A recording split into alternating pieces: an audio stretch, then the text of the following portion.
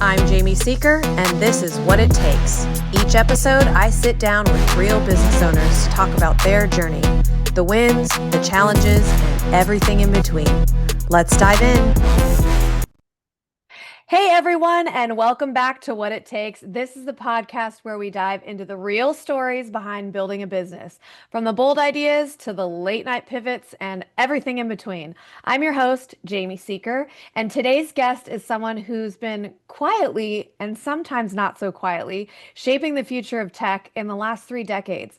This is Pete Bernard, the CEO of the Edge AI Foundation, based in Seattle, Washington. Mhm. And Pete's journey is wild in the best way. He spent 14 years in Silicon Valley, then nearly 2 decades at Microsoft, leading breakthrough innovations like Windows on Snapdragon, things like that. He's a product builder at heart with 7 patents under his belt.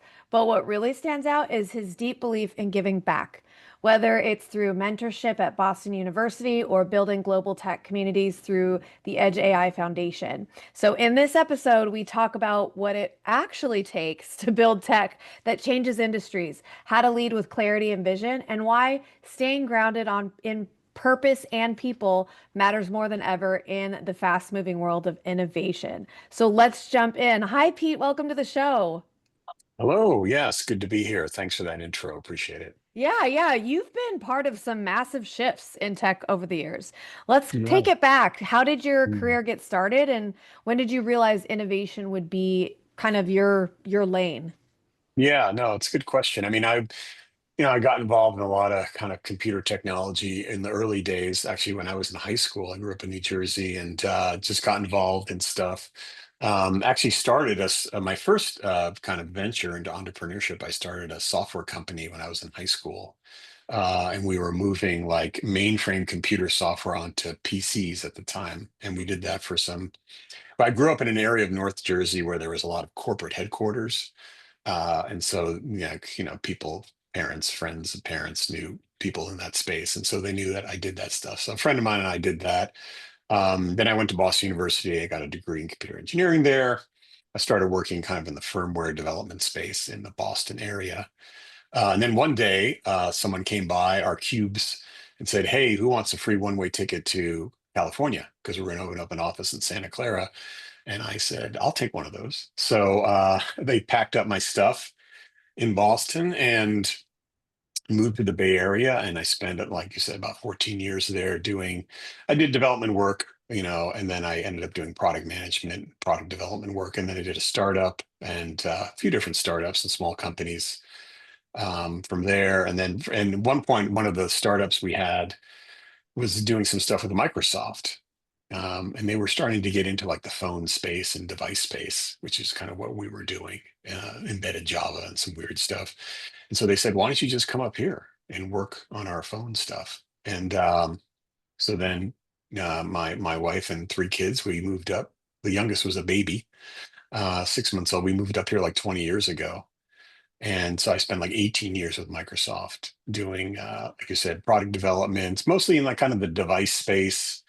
Software meets hardware. One of my claims to fame is the Zune music player. People remember that. I I was part of do. the I do. Yep. original starting team on the Zune player and met Bill G a few times and just had a lot of cool adventures. And then I left in 2023 and then was asked to take over and run this foundation, this nonprofit foundation called Edge AI. Well, actually, it was called Tiny ML Foundation at the time. We rebranded it as Edge AI Foundation, with basically rebuilding and rebooting that organization for the past kind of year and a half or so.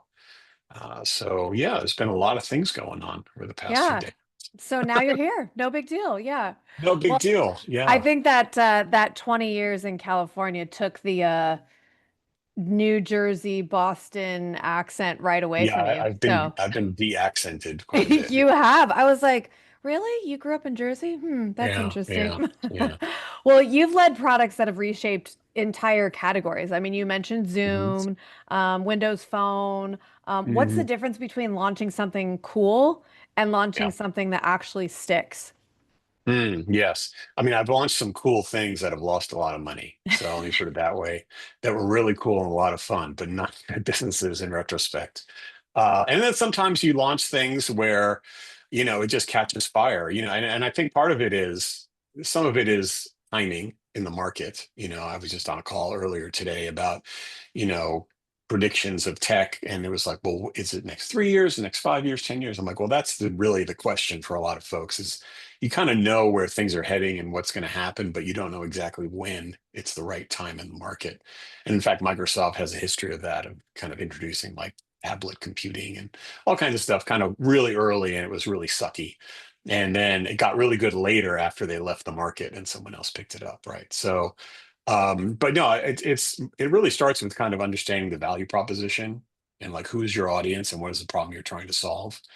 And that was a skill that I learned very early on, even in Boston, when we were developing, pretty obscure firmware products. It's like, well, who is this for and what's the problem we're solving?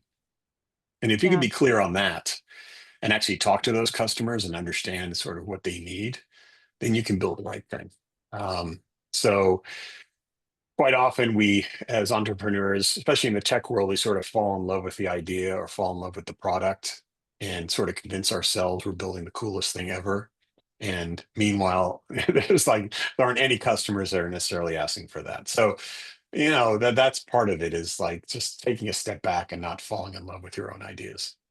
That's really good. So what inspired the Edge AI Foundation, kind of Yeah. rebrand? How has that vision evolved from, its original formation to, Mhm. what it is now?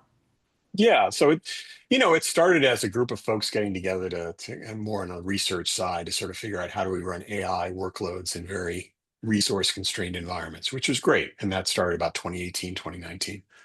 When I got involved and I knew one of the co-founders pretty well, um, things have evolved quite a bit in AI, as you know. I mean, it's kind of a daily thing, daily, all day long conversation about AI, right, in the tech space. And so it was like, well, how do we take this organization that has a lot of good academic engagement and research and a really cool tech, and how do we sort of take it to the next level and really create a worldwide community? And one of the things I learned about being in business is that it is about a collaboration. It is about teamwork. And you may have the coolest product in the world, but you cannot go in and solve someone's problem with just your product, usually. And so you need to be part of a team. And so I was really enamored with not only the tech that was happening in the AI space, but the idea of like the power of collaboration.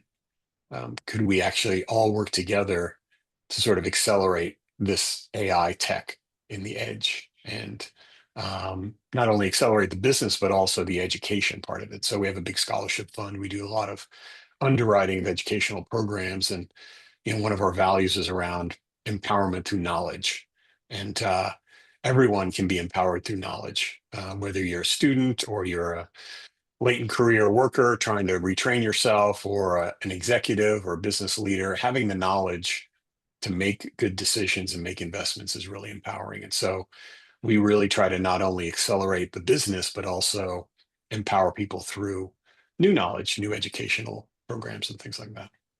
That's really great because one of the things that I was thinking about when you were talking about all of your tech innovations and things that you've seen, things that have hit, things that didn't, Mm, I'd imagine that some of the things that didn't stick were things that people didn't necessarily understand. Not that it wasn't solving a problem for them or not that they didn't need it in some sort of way, but I'm seeing a lot of that in technology. It's sometimes keeping up with the education piece on it, like how do I use mm, this or understanding how it works and why do I want this? mhm. And so I think that education piece that you guys are talking about now and really getting people up to speed on things because I just had a meeting with my team 2 weeks ago, and we were meeting somebody in the AI space because we're Mhm, kind of pivoting all of our systems over internally mhm. for Seeker Solution, which is our business, into how to utilize the AIs to make us more efficient and to streamline processes and tasks and Yeah, things that we yeah. do. And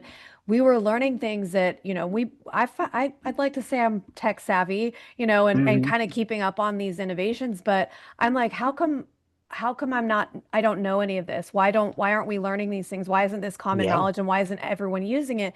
And his answer was, well, this has developed within the last 6 months. So Right. nobody knows that that can even do this. Nobody knows Hmm. what prompts to ask. Nobody knows how to ask the right questions. And so I think, what you were Yeah. saying about education is right on. I love that you Mhm. guys have Yeah. that piece of it. Well, and that also gets me thinking that not everybody gets educated about the financial side of things, right? So let's talk Mm. about dollars and cents. How Mm. have you approached financial planning through different phases of your career? Because it sounds Hmm. like you're internal, then you're managing, businesses, things like that. So how have you looked at that piece of it? Yeah, no, and it definitely is the context of that you're operating in, right? So if I'm in a startup, so we had a startup, color correction startup called eColor many years ago, and we had little angel funding, about $1 million, and then we went out and raised some VC, good old fashioned Sandhill Road VC money. We raised about 35 million bucks, and it was like, so financially the VCs are looking at a very significant return on investment, right? So that's about scale. So how are you spending their money that they've now given you to scale this business? And so you really have to think about, for every dollar I'm putting in, how am I getting 10x growth off of that investment? So that's a different type of financial decision than you would be in a different context, right? Um, in some cases, like if I'm at Microsoft and we were starting a new business, at Microsoft, you have to be like $1 billion business with 60% margin if you want to even start, basically. So you have to think big, and I always used to tell my team, like they would make these forecasts. I'm like, well, it needs to somehow reach a billion. Otherwise, it's not worth doing at Microsoft, because there's opportunity costs of doing it. You might as well put those engineers somewhere else where we can get 60% margin. So that's a different financial decision. So it really kind of depends on where you're in. Like, I know some folks that are in the startup mode that they're really kind of pre-seed, like out of their own pockets. I mean, it's like I call it credit card startup type stuff. In that case, you are really going hand to mouth. Like, I need to get to a point where I can get the next level of funding, so I need to develop my product to do that, and it's a different economic decision that you have to make. But at the end of the day, it still comes back to, am I building something? Do I know who the audience is and I know what they want, or I know what their needs are, I should say, and am I going to meet their needs, and maybe even exceed their needs with what I'm building? So that's foundational. Like, even for us as a nonprofit, we're a nonprofit community building foundation, right? And we do all this stuff. We still have value propositions. We still understand what our supporters and our community members want, and we have to develop programs to meet those and exceed those needs, right? So even though we're not building tech product anymore, we are still thinking about value propositions and our audience, and making sure that we're surprising them with kind of what we're doing in a good Yeah. way. Yeah, so keeping your customers in mind, knowing what the needs are and solving a problem for them. I think that that's back to the basics is if you can keep that high level view, then the financial decisions come a lot easier. What Yes. advice do you have for founders or builders looking to fund innovation in emerging tech spaces like Edge AI Foundation? Yeah, well, I mean, part of it is, you mentioned the timing. The timing is now. I mean, there's never a better time to come up with a great idea than right now. Don't wait. And the things are moving so quickly. You can sort of discern like where things are heading. Like talk about the gravitational pull of tech. Like, you kind of know where things are heading. And so you can, if you understand your audience and the problem you're trying to solve, you can pretty much understand, where you need to be with that tech and that idea to really be disruptive in that space. So I would say, for folks that have great ideas, the good news is the tech is advancing very quickly. You mentioned before about these platforms, that are now sort of flattening the landscape, right? Like, almost anyone, they say like the next one person $1 billion company is right around the corner. You can do it with a lot of these platforms. So I would say, take advantage of that. This is a great time to do those sorts of things. But again, always keeping that customer, used to say customer obsessed, but there's this idea of like really understanding their needs, and then the rest of it is kind of, you fill in the blanks after that. Oh, that's great. I think it's really good to have that high level vision continuously as like your North Star. And that's a really good one to have. But also, the right time is now. You got to pull the Yeah, trigger. You got to do it, thinking about it and kind of have those wheels spinning on, oh, I got to make everything right. I think yeah, that's really good advice for people that are in sure. that space. Like just doing it is better than, you know, Yeah, per just get started. I mean, the other thing is if you kind of ruminate about it and try to develop the perfect plan, in 6 months, things are going to be different. yeah. You're gonna have to replan again. I remember meeting with some folks from aerospace, and they were building these satellites, these AI vision satellites, and they had like this 10-year plan. They said we have a 10-year project to build these satellites. So the problem is like 2 years into it, we have to restart because everything has changed so much. We have to Yeah. scrap everything we did. And they were asking for my advice. I said, well, first thing is don't have a 10-year plan. Like you need to build these things in like 2 years or 3 years because if it takes you 10 years to build it, that's the problem. So yeah, it's things will change 6 months from now, a year and a half, 2 years from now. And so, if you're not getting started on your business now, you're probably gonna have to replan it 6 months from now. Yeah, and 10 years when you're just starting out for even if you're not in tech industry, if you're in any industry, I think a 10-year plan Mhm. at a startup is really great to have to cast vision, but know that it's going to change. I mean, Oh yeah, technology 10 years is changes, forever, culture changes. Yeah, everything changes. So forever. I think that's really good advice. Have you Yeah. been through any like financial decisions that you had to make either personally, professionally that really kind of shaped your path or gave you clarity in moving Mhm. forward? Well, one is you got to make the hard decisions early. Mm. Um, Hard financial decisions. I mentioned earlier about not falling in love with your product. Sometimes the writing is on the wall and you need to make some hard cuts. Uh, we used to go in and say, like, here's our stack rank of things we need to do. Where's the cut line? Where's that line that you draw that says we're only going to do the top part and not the bottom part? That's always a very difficult conversation because it's all good. Like you can say, oh, we should do all that stuff, but you can't because you don't have the resources, you don't have the money, you don't have the time. So the sooner you can get to that hard decision, the better. Um, and as you go up the leadership chain, you're accountable for those harder decisions. Someone needs to make the hard decisions, so might as well be you. So better you make the hard decision or recommend it than you wait for your boss to make the hard decision, right? So Mm. that's another thing to think about. Yeah, that's really good. That's really good. And before we let you go, we always close with our signature question. What does it Yes. take to sit in that seat? You're talking about those decision maker seats as you kind of get up, the responsibility gets more and more and more. What does it take to be able to sit there? Yeah. Well, I think you need to have conviction, conviction in that vision of what you're doing, that value proposition that you develop because you understand the customers, you understand what they need, and you understand where things are heading. So that conviction like permeates the whole organization in how you talk and the decisions that you make and the priorities that you make. So I would say that that's the number one word for me is having that conviction. Oh, that's great. Yeah. I think that's definitely a trait that I see in a lot of successful leaders and business owners and people that are able to make those decisions quickly, the hard decisions quickly, like you were Mm, saying. But yeah, Pete, thank you so much for being here, sharing your journey. sure. It's clear you've not only helped build the future of tech, but you've done it with heart and intention. And that's why I think you're sitting in this seat today at a nonprofit and helping to educate people and the things that you guys are doing there is wonderful. If Thank you. anybody that's listening today want to Yes. find you or look at the latest things that you guys are working on, where can they go? Yeah, so edgeaifoundation.org, our website. It's always chock full of things. We have events going on, symposiums, live streams. You can subscribe to our YouTube channel, follow us on LinkedIn, Discord. So we've got lots of entry points to learn about what's happening in this space and also to volunteer and contribute.